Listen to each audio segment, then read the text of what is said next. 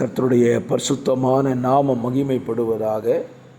ஆசீர்வாதமான ஒரு நல்ல காலவேளையிலையும் அனுதின மன்னா என்கிற வேத தியானத்தினால் உங்களை சந்திப்பதில் மிகுந்த சந்தோஷம்.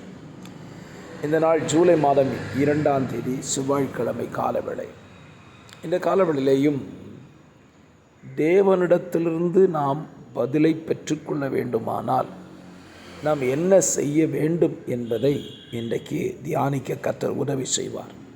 மத்தேயு 6:4 அப்பொழுது அந்தரங்கத்தில் பார்க்கிற உன் பிதா தாமே உனக்கு வெளியரங்கமாக பலன் அளிப்பார் என்று சொல்லப்பட்டிருக்கு. தேவனிடத்திலிருந்து பிரதிபலனை பெற்றுக்கொள்ள வேண்டுமானால் நாம் செய்கிற காரியங்கள் எல்லாம் அந்தரங்கமாய் இருக்க வேண்டும். பல நேரத்தில் நாம் செய்கிற காரியங்களை மற்றவர்கள் அறிய வேண்டும் என்று சொல்லி ஆசைப்படுகிறோம், வாஞ்சிக்கிறோம். நான் செய்கிறத 4 பேர் தெரிஞ்சுக்கிடணும் அப்படின்னு நினைக்கிறோம். அப்படி நினைக்கிறதுனால பிதாவிடத்திலிருந்து நமக்கு பதில் வராமல் போய்விடுகிறது. ஸ்தோத்திரம். ஆகவே என்னை கேட்கிற கர்த்தருடைய பிள்ளைகளே, நீங்கள் மனுஷர் காண வேண்டும் என்று எந்த காரியத்தையும் செய்யாதிருங்கள். ஸ்தோத்திரம். அப்படி செய்தால் பிதாவிட்டது நமக்கு பதில் கிடைக்காது.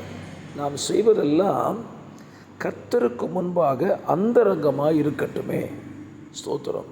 கர்த்தருடைய நாமம் மகிமைப்படுவதாக. ஸ்தோத்திரம். கர்த்தருக்கு முன்பாக நாம் செய்கிற காரியங்கள் அந்தரங்கமாக இருக்குமானால் வெளியரங்கமான பதில்களை ஜனங்கள் எல்லாரும் காண கர்த்தர் செய்வார்.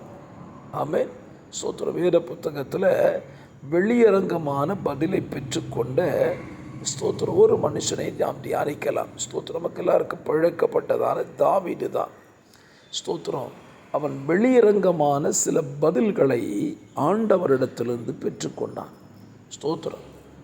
தாவீது காட்டில் ஆடு மேய்க்கும் பொழுது அவன் செய்த காரியங்கள், ஸ்தோத்திரம், அவன் யாருக்குன்னு சொல்லலை.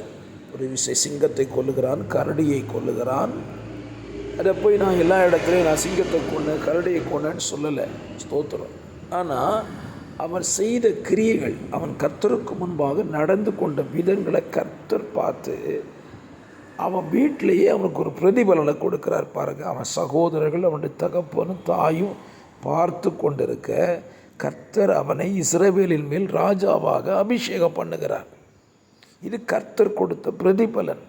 ஆகவே இந்த நாளிலே நீங்கள் செய்கிற எந்த காரியமாக இருக்கட்டும் அதை அந்தரங்கமாகவே செய்யுங்கள். அப்பொழுது தேவனிடத்திலிருந்து உங்களுக்கு பிரதிபலன் நிச்சயமாய் கிடைக்கும். ஜெபிக்கலாம். பரிசுத்த பிதாவே, இந்த வார்த்தையின்படி உம்முடைய பிள்ளைகளாய் எங்கள் வாழ்க்கையில் பிரதிபலனை நாங்கள் பிதாவினிடத்திலிருந்து பெற்றுக்கொள்வதற்கு எங்கள் கிரியைகள் எல்லாம் அந்தரங்கமாக இருக்க உதவி செய்யும். இயேசுவின் நாமத்தில் பிதாவே, ஆமென்.